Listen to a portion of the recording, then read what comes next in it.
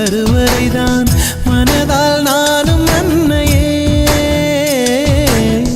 மறவேன் என்று முன்னையே. நான் பாலைவனத்தில் விதை போல் நீ பருவம் தந்த மழை போல் என் காதல் செடியில் பூவும் பூத்ததே. உன் விழி திறந்திருந்தால் விடியலி தேவையில்லை.